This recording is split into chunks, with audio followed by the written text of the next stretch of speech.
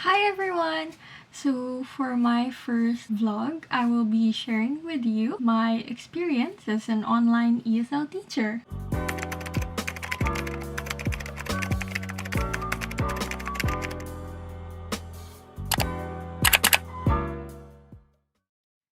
So before I start sharing with you my experience, what is ESL first? So ESL is English as Second Language. Basically, what you do is teach other nationality to help them improve their English language, whether speaking, reading, writing, or even listening. So that's basically what you do, and you teach students who are catered by your company.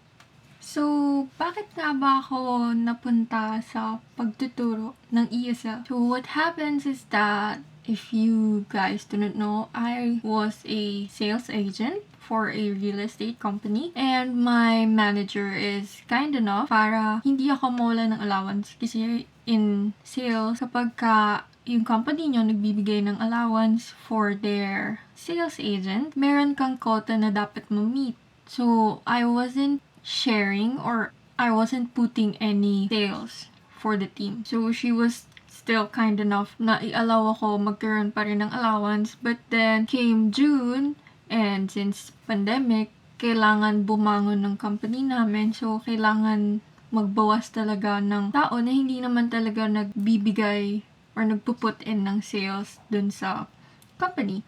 So I was one of those, and then that's when I started to think na, shit, kailangan ko ng other source of income kasi di pwedeng umasa lang ako sa parents ko. And then that's the time na I was really searching, like browse, and until I bumped into this ad sa Caliber, if I'm not mistaken, na sabi 30 to 40k a month. So, syempre, I thought, is this real?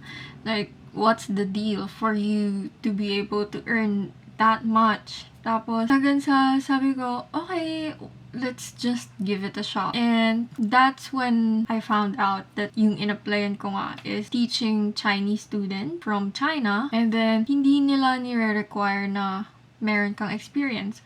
So, the whole process yung process from the start to the end was really easy. Kasi, hindi ka nga nila hanapan ng experience. Basically, what you do is submit your CV. After mo mag-submit ng CV mo, tatawagan ka nila for, parang for you to know na, okay, nabasa na namin yung CV mo, nakita na namin yung application mo, when do you want, or are you available for this date and time for a phone call interview and a scheduled interview. Tapos, yung interview is only online. Tapos, after nun, dun sa mismong interview, ang itatanong lang nila sa'yo is, first, like, anong reason why you want to apply? And second one is, tatanungin nila sa'yo na ano yung edge mo. Like, paano pag naging teacher ka na?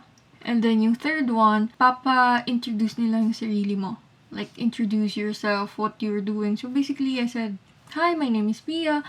I'm a graduate of marketing management, blah, blah, blah. And then, yung last part, yun yung medyo magiging parang basis nila. Whether you will be hired or not. Kasi yung last part na yun, bibigyan ka ng 1 minute. So, dun sa 1 minute na yun, dapat makaisip ka paano yung situation na gagawin mo. Kasi yung interviewer, magpapanggap siya na student. And then, ikaw, you will act as the teacher. So, parang bibigyan ka nila. It's either ikaw yung gagawa ng sarili mong scenario, or yung interviewer yung magbibigay sa'yo ng scenario. Tapos, dapat doon ma-prove mo na you really can handle things well. And then, after nun, pag na-hire ka, there's a date for the training. It's a 1-day training. And after that training, ipapasa ka na nila dun sa designated team leader mo. So, that's basically it on how I got the job. As for my experience with the management, nung na-hire na ako, so yung first week, ang magbibigay sa'yo ng schedule is yung TL mo. So, nagkaroon ako ng 3 TL. Lahat naman sila mabait. Like, they're very accommodating. Lalo na yung first TL ko. And then, malalaman mo na umalis na yung TL kasi they will tell you, I have some personal things, personal matter to do, ganyan.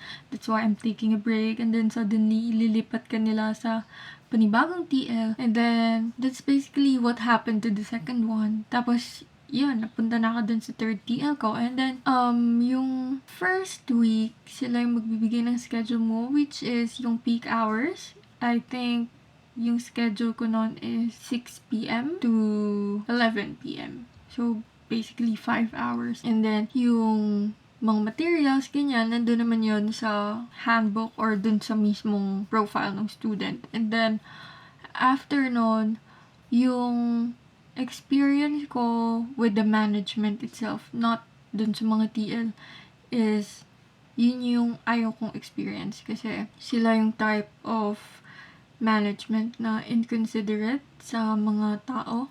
Like, I know that you're paying me, but sinasabi kasi nila na yung leave or kaya emergency, ganyan, you won't be deducted as long as reasonable, especially yung mga hindi talaga inaasahan. Like, bigla ka nagkasakit the next day and you were not able to cancel or tell your TL, ganyan na, TL, I'm sorry, I won't be able to work today or tomorrow because I'm sick. So, that one time, nagkaroon ako ng dysmenorrhea kasi usually ganun yung nangyayari sa akin every month. Tapos, that time, sabi ko, kaya ko pa naman. And then, the next day, mas grabe yung as in unbearable and hindi talaga ako makakilos ng ayos. So, I told my TL na ika-cancel ko yung mga bookings or yung open class schedule ko. And then, I thought na wala nga magiging deduction kasi yung Saturday ko noon, yun yung puno. So, yun yung ina-expect ko na mayroong deduction. Pero yung Sunday, yun yung hindi ko ina-expect na may deduction kasi wala pa naman ako nakabook na class doon. Pero open schedule. And then, came payday, I was deducted for that whole 2 days na kung ilang oras yung open na schedule ko. So, medyo na-disappoint lang ako na why are they telling the teachers na if emergency, ganyan, you won't be deducted as long as walang book class. And then, suddenly, you will deduct sa pay. And, ang mahirap pa dun is that yung deduction kasi is 2 or 3 times ng per hour mo. So, kung maliit lang yung per hour mo, lugi ka kasi syempre ilang oras mo pa ulit pagtatrabahuhan yun. Yung before mo makuha yung 1 hour pay na yun, dapat maka 2 classes ka. And then, I think isa din sa reason why yung mga TL ko, sila lang yung talagang parang gusto ko or nagustuhan ko sa part ng management is that they won't really tell you na do this, do that. Like, they will only encourage you na, yeah, you can do better, ganyan. And they will also tell you, are you available for this day or for this time? Maybe you can still open it, pero hindi nila ipupush sa'yo. Kahit na per TL, meron silang quota ng ratings. So, feeling ko yun din yung isang reason bakit yung mga former TLs ko is nag-resign kasi nga hindi nila nami-meet yung quota. So, let's talk about my salary. So, as for my salary, it's 90 pesos per hour. Feeling ko kasi dahil nga wala pa akong experience, kasi yung iba, they earn 120 per hour, which is good. Pero kung tulad ko nga, na wala namang experience and hindi nakatapos sa field ng education, yun yung magiging base mo. Pero hindi ko sure ngayon kung 90 pesos pa din kasi some are saying na tumaas, some are saying na bumaba. And then, aasa ka din sa bonus. So, yung bonus is that kapag sobrang ganda ng performance mo. Tapos, yung bonus din, or hindi siya actually bonus, pero yung per hour rate mo mas mataas kung yung ibobook mo na classes is peak hours. So, what's the peak hours? That's usually 7 to 10 or 8 to 10.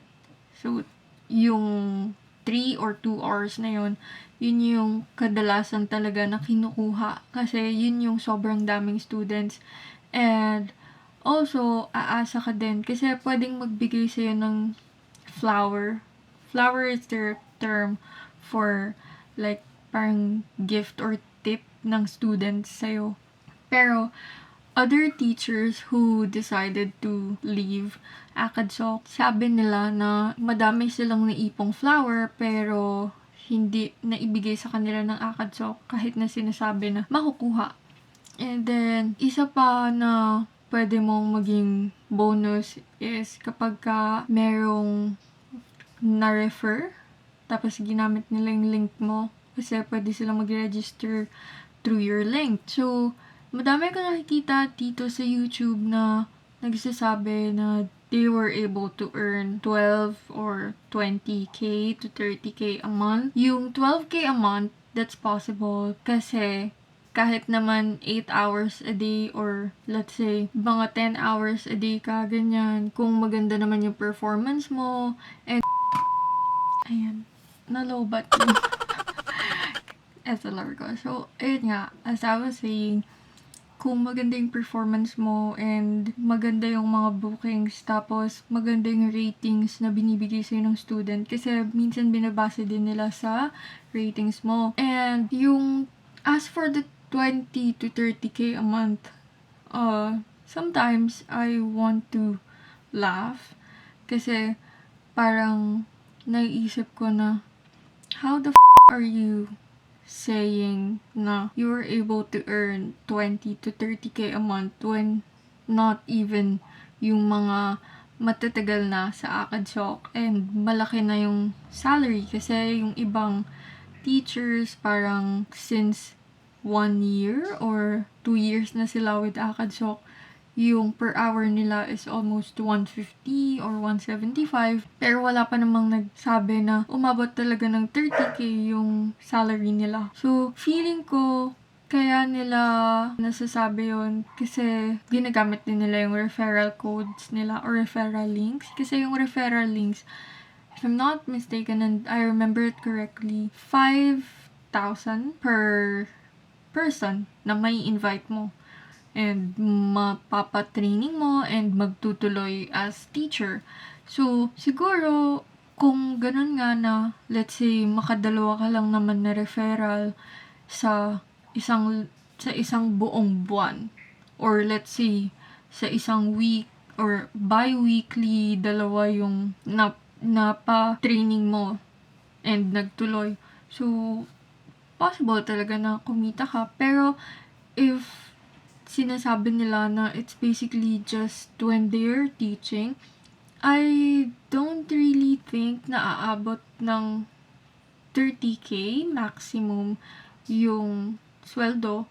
Kasi, syempre, unless buong araw mo, kasi yung class, nagsistart talaga siya. Meron ng open class schedule ng 6 a.m.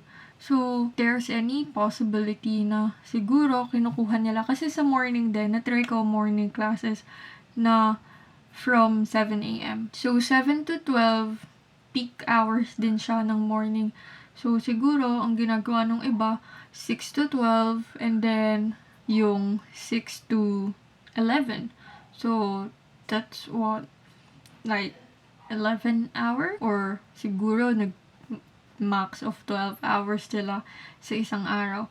But I wouldn't really suggest that kasi syempre you can't really spend that much time para lang mag-earn ka nung ganun ka laking money. Like, bigyan mo din yung sarili mo ng break. Kasi minsan exhausting din siya mentally kasi hindi pinipigil ng management or wala silang rule na yung student di na siya pwedeng mag-book ng class mo 5 minutes before the class time. You have to prepare yung mga materials kasi parang additional points for visuals, ganyan. So, mahirap if ganun sobrang siksik yung schedule mo. Like, hindi mo na maaalagaan din or hindi ka na makakagawa ng ibang gawain.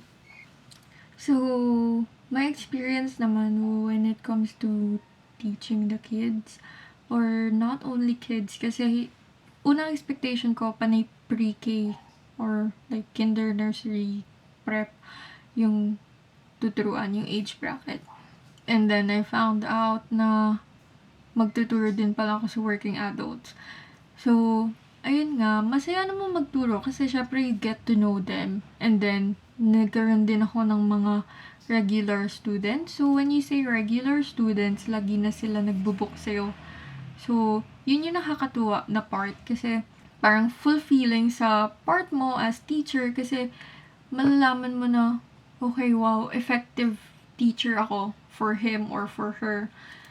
And then, as for the adults, ganun din naman siya. Pero, yung gusto ko kasi when it comes to teaching the kids, active sila. Like, literal pabibo. Kasi, syempre, you have to give them something. So, pag nagbigay ka sa kanila ng, wow, very good. And then you say, because of that, teacher will give you a star. Doon sila na motivate na, okay, magiging active ako lalo. And then, they really perform well. As for the adults, syempre, hindi mo naman pwede sabihin na, wow, very good, I'm going to give you a star for that. Syempre, hindi na pwede yun. Kasi, minsan, mas matanda pa sa'yo yung tuturuan mo. I have a student before na, I think 45 na siya. So, mga ganong age bracket yung matuturuan mo who's been working in their industry for a very long time. Minsan, kasing edad mo na yung taon na experience nila dun sa mismong field nila. And, yung masayang part kasi sa pagtuturo ng working adults is that you get to know their working culture, kung ano bang ginagawa nila, how did they end up there, and they're also voicing out their opinions. Kasi yung kadalasan na ituturo mo for working adults is business English. For them to be able to communicate with other nationalities. Kasi merong iba sa kanila na nag-work sa mga international companies wherein yung mismong may-ari is foreign or US-based. So, those are the kinds of people na mamimit mo doon. And then, meron ka ding mamimit ng mga college students or university students. Isa din sila sa gusto kong student kasi talagang nagsasabi sila. And, syempre, sila yung medyo kalinya ng age mo. So, you get to interact with them more. And then, you get to know them. Like, anong ginagawa nila sa university nila? Anong tinitake nilang course? Why did they end up taking that course? Ano bang gusto nila na ma-achieve? Why they learn or why are they learning English? Para saan nila gagamitin? And some of them usually says na kaya sila nag-aaral or nag-enroll sa mga ESL online is for them to use it when they are traveling abroad. So, doon ko na-realize na, shit, mayayaman din pala talaga sila. Kasi, I had a regular student who's a university student and meron ding isa na working adult. So, siya working adult pero yung field of work niya is she gets to travel a lot from different countries. And then yung isa naman, yung university student, siya yung literal na parang mapapawaw ka na lang kasi sinasabi niya na this month, like, parang, if I remember it correctly, 4 times a year siya, like, every quarter, nagta-travel siya somewhere else. Tapos, yun yung isang reason why talaga gusto niya matuto ng English para hindi na daw siya mahirapan whenever she visits other countries. And yung worst part naman nung experience ko, yun yung pinaka hindi ko makakalimutan. There will be rude students. So, alam mo yun, like, doon humaba yung pasensya ko. Kasi hindi ako pasensyosa na tao. Like, if I get annoyed to you, I'm annoyed. Pero, syempre, teacher ka, kailangan intindihin mo. And you can't just leave the classroom. Kahit nagalit ka, you still have to put on that smile. Sabihin mo na, parang, okay, let's start over again.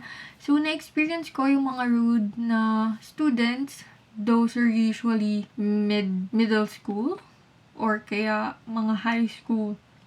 Kasi parang sila yung walang pakialam na, okay, just talk. I'm going to watch something else. I'm going to do something else. And kadalasan ng rude na students ko is lalaki.